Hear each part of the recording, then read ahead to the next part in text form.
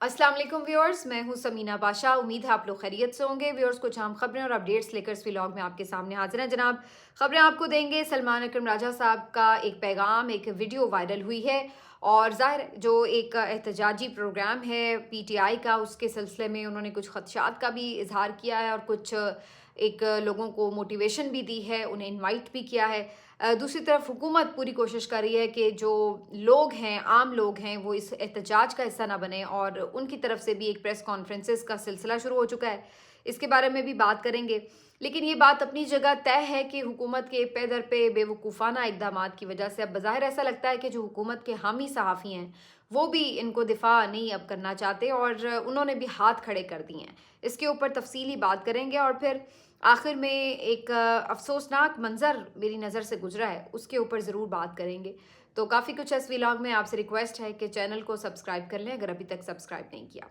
बात का आगाज़ करते हैं सलमान अकरम राजा साहब की एक वायरल वीडियो से। सलमान अकरम राजा साहब की रात गए एक वीडियो सामने आई जहां पर उन्होंने ये कहा कि उनको ये खदशा है और उनको कुछ ऐसी इन्फॉर्मेशन मिल रही है कि शायद उन्हें भी उठा लिया जाएगा, गिरफ्तार कर लिया जाएगा या अगवा कर लिया जाएगा। तो बहरहाल उन्होंने कहा कि हो सकता है आपसे बात करने का दोबारा मौका ना मिल सके, लेकिन ये आखिरी पैगाम वो ज़रूर देना चाह रहे थे बिफ़ोर 24 नवंबर के एहतजाज के। और इसमें उन्होंने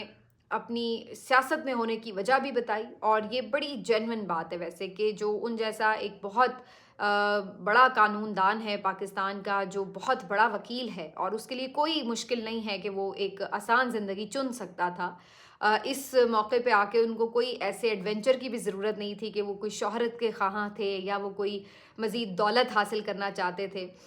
बल्कि इस सारी पुरपेच जो रास्ते का इंतखाब उन्होंने किया है, इसमें तो नुकसान का एहतमाल ज़्यादा है फ़ायदे से।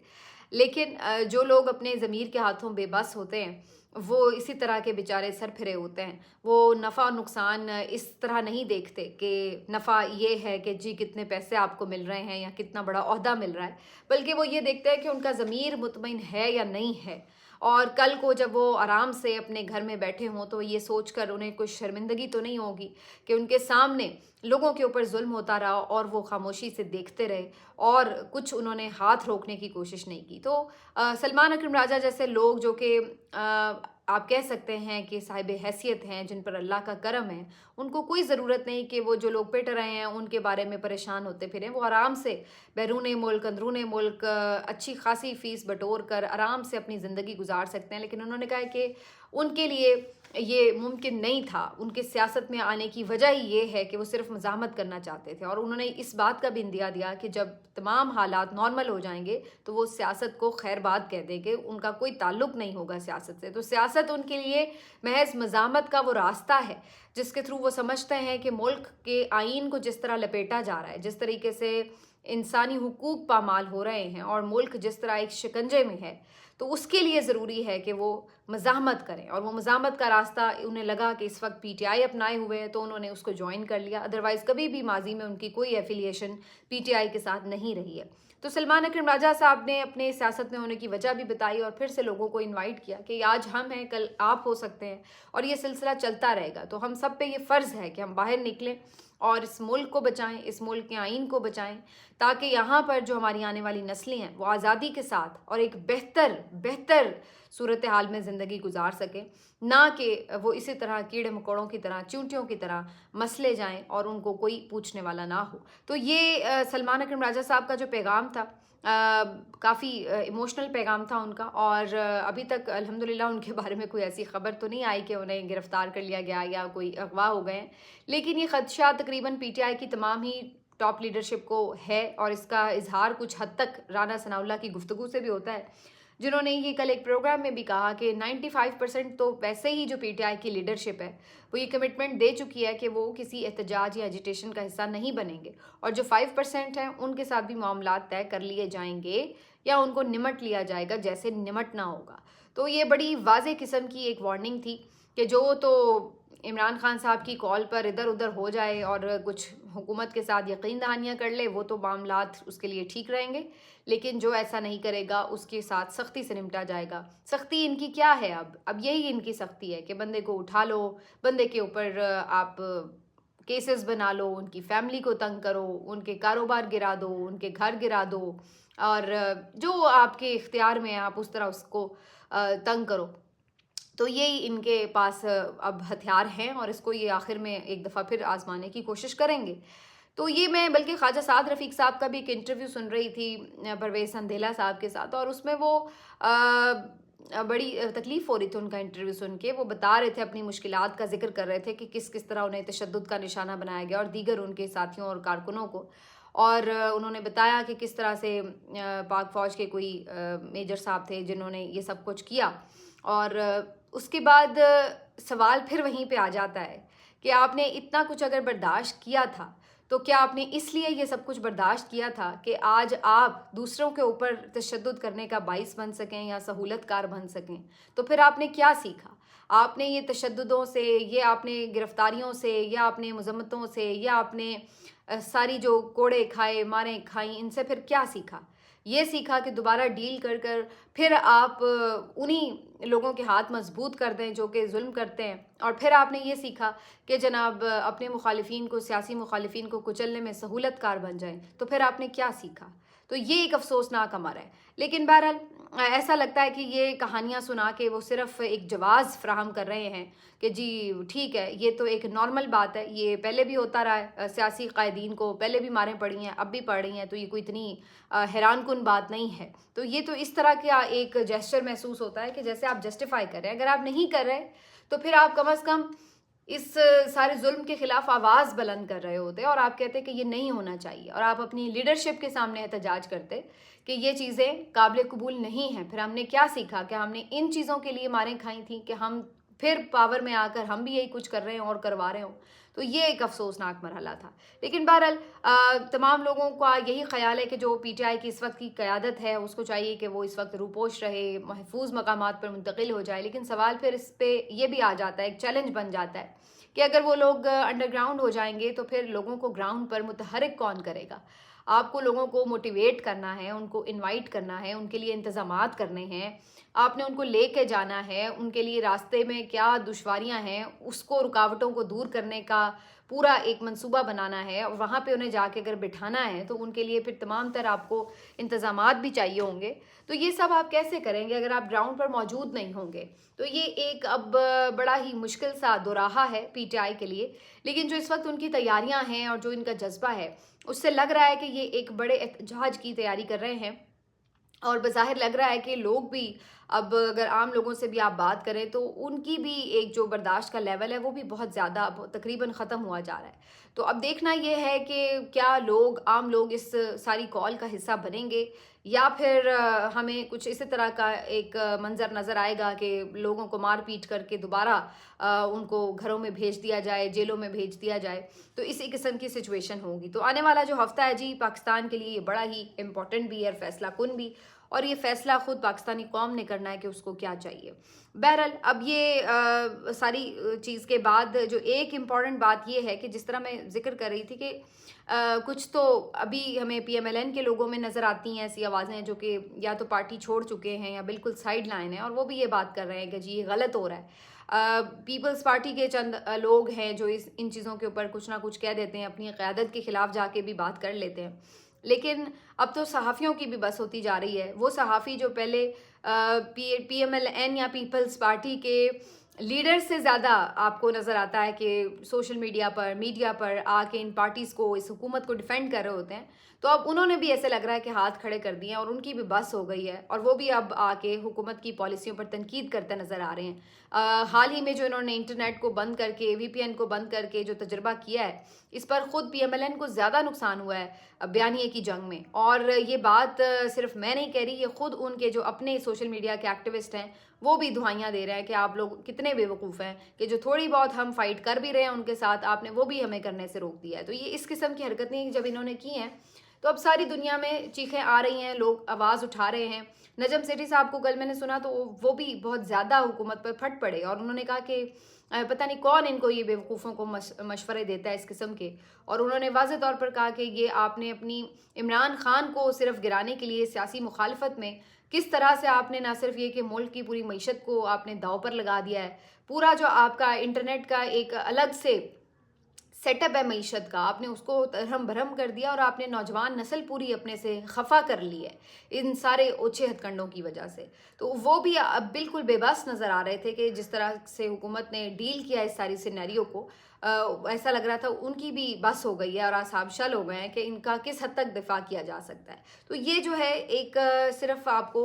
इशारा नज़र आ रहा है इस वक्त कि किस तरह लोग जो हैं खुद इनके अपने भी जो करीबी लोग हैं वो भी इनसे अब कितने तंग आ चुके हैं और वो क्या इनके बारे में सोच रख रहे हैं, क्योंकि ये लोग बिल्कुल ऐसा लग रहा है कि ज़हनी तौर पर मफलूज हो चुके हैं, जिनको कुछ समझ नहीं आ रही सिवाय इसके कि इनके हाथ में एक डंडा और बस ये उससे हाँकते चले जाएं सबको और हाँकते ही चले जाएं। इसके अलावा इनके पास कोई ना तो सियासी हिकमत अमली है, ना इनके पास कोई अखलाकी जवाज़ हैं और ना इनके पास कोई कानूनी रास्ते हैं कि जिसकी वजह से ये लोगों की सोच तब्दील कर सकें या उनकी जो राय है उसको बदल सकें। वो अपनी जगह वहीं पर खड़ी है, बल्कि पहले से ज़्यादा मजबूत नज़र आ रही है। तो ये इस वक्त जो पोजीशन है इसने इनको बिल्कुल बैकफुट पर कर दिया है और यही वजह है कि अब तो या तो ये लोग आपको नज़र ही नहीं आते टीवी पर, अगर आए भी तो ये तयशुदा प्रेस कॉन्फ्रेंसेस या वीडियो प्रोग्राम्स या वीडियो जो मुख्तलिफ रिकॉर्डिंग्स हैं उनको पहले से बस बना के और चलाने वाला काम करते हैं। अभी मैं देख रही थी कि एहतजाज जैसे जैसे करीब आ रहा है तो वैसे वैसे ये प्रेस कॉन्फ्रेंसेस का सिलसिला शुरू हो चुका है कि जहाँ पर कभी कोई एक नमूदार होता है, कभी कोई दूसरा होता है और वो आके ये बताते हैं कि जी हुकूमत तो बहुत अच्छी चल रही है, मईशत तो बहुत बेहतर हो चुकी है और बस अब आप दरवाज़ा खोलिए, आपके घर के बाहर दूध और शहद की नहरें बह रही हैं। और ऐसे में जनाब ये जो PTI है इनका एहतजाज शुरू हो गया है, तो अब पता नहीं क्या होने लगा है और ये इंतशार फैलाना चाह रहे हैं, इनसे तरक्की बर्दाश्त नहीं हो रही। अब इनको इस सारी सिचुएशन में जो आवाम पिस रही है उनका दिल करता है फिर इनको मन मन की गालियां भी दें और इनको बुरा भला कहें। क्यों? क्योंकि उन्हें पता है कि उनके साथ क्या बीत रही है और ये आके उन्हें सुहाने ख्वाब दिखा रहे हैं कि जी सब अच्छा है और सिर्फ यही इंतशारी ग्रुप जो है ये आके आपको बरगलाता है और ये इस किस्म की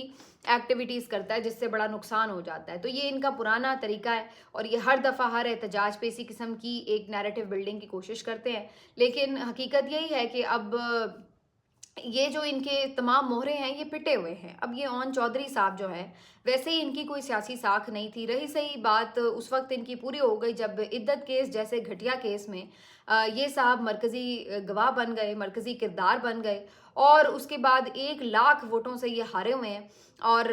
इन्होंने सलमान अकरम राजा ने इनको बदतरीन इबरतनाक शिकस्त दी थी और ये फॉर्म 47 के ऊपर आके बैठ गए हैं पार्लियामेंट के अंदर और अब आकर आप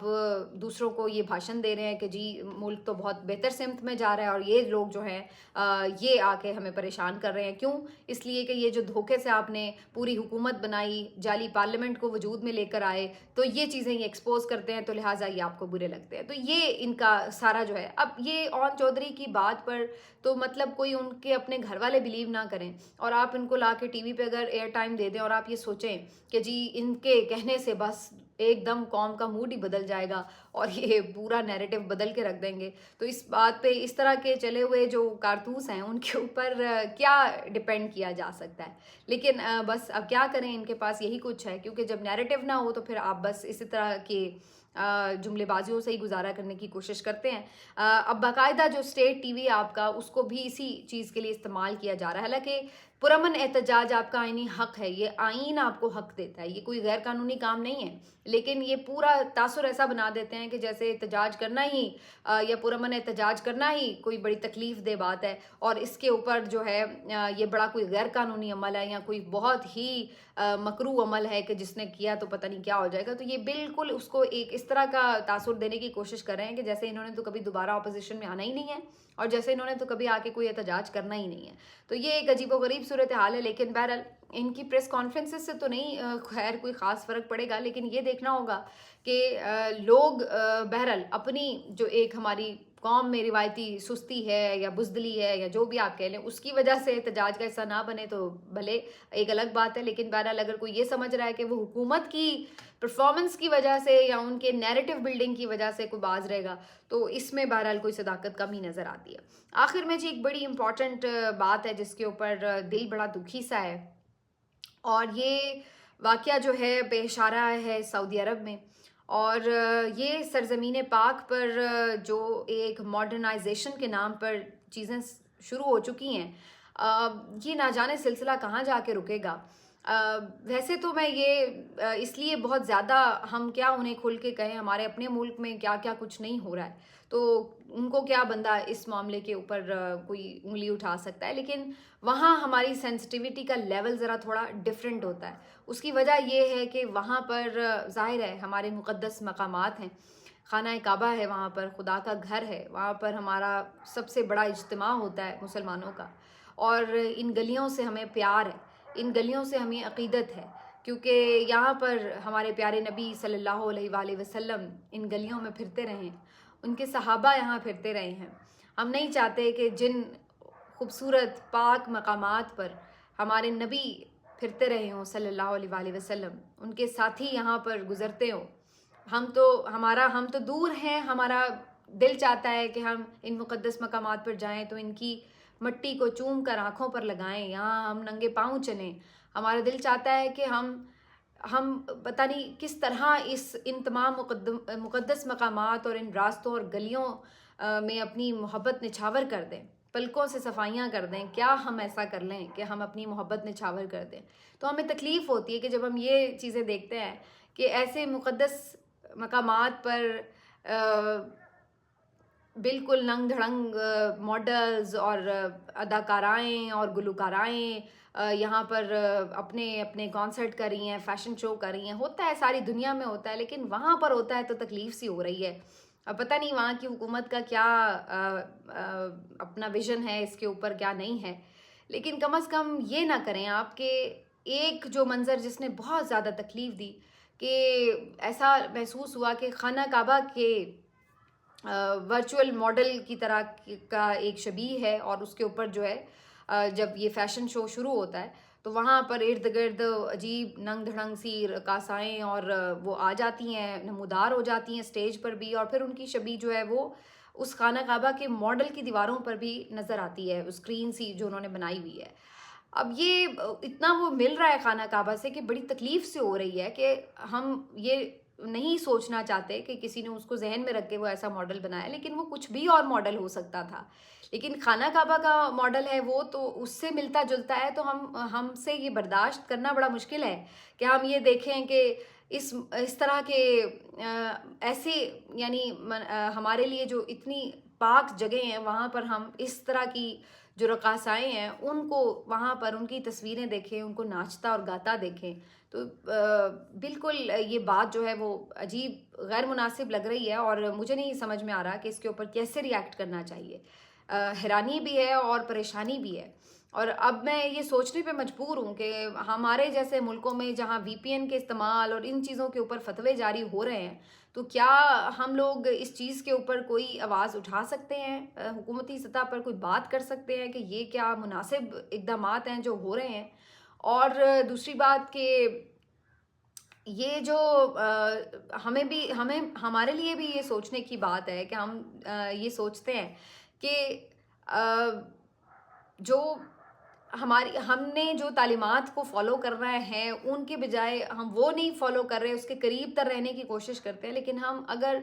ان ممالک کو جن کو ہم اس لیے اتنی رسپیکٹ کرتے ہیں، ہم انہیں خادم الحرمین شریفین کہتے ہیں اس لیے کہ یہاں پر ہمارے مقدس مقامات ہیں، اور وہاں پر اگر ہم اس قسم کی بے حیائی کے مناظر دیکھنے شروع کر دیں تو پھر اس کے بعد سمجھ نہیں آتی کہ پھر باقی پیچھے رہ کیا جاتا ہے۔ یہاں پر لوگ، میں حیران تھی اس بات کے اوپر اتنا واویلا کیا کہ خانہ کعبہ کے ماڈل والی گھڑی بیچی کیوں، مطلب اس پہ اللہ معاف کرے کوئی وہ نہیں تھا کہ کوئی اس کی بے حرمتی کی یا کچھ اس طرح کیا، وہ اس پہ صرف ماڈل بنا ہوا ہے تصویر، وہ گھڑی دوسرے کو فروخت کی گئی، اور ایسا یہاں پر ہم نے منظر دیکھا کہ جیسے پتہ نہیں کتنی بے حرمتی ہو گئی ہے۔ تو میں یہ سوچ رہی تھی کہ ان لوگوں کو خانہ کعبہ جیسے ماڈل کے اوپر فاحشاؤں کی تصویریں لگی دیکھ کر کوئی بے حرمتی محسوس نہیں ہو رہی، اور کوئی اس کے اوپر ہلچل نہیں ہے کہ بھئی ایسا کیوں ہو رہا ہے اور کس طرح ہو رہا ہے۔ مجھے نہیں پتہ ہے کہ سفارتی تعلقات کیا کہتے ہیں، کیا کسی کے ملک میں ہونے والے کسی فیشن شو کے اوپر کوئی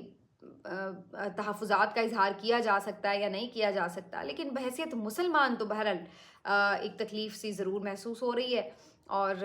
اس کا میں نے آپ کے سامنے اظہار بھی کیا ہے۔ اللہ تعالیٰ ہم سب کو ہدایت دے۔ ملتے ہیں آپ سے اگلے ویلاگ میں، اپنا خیال رکھیے، اللہ حافظ۔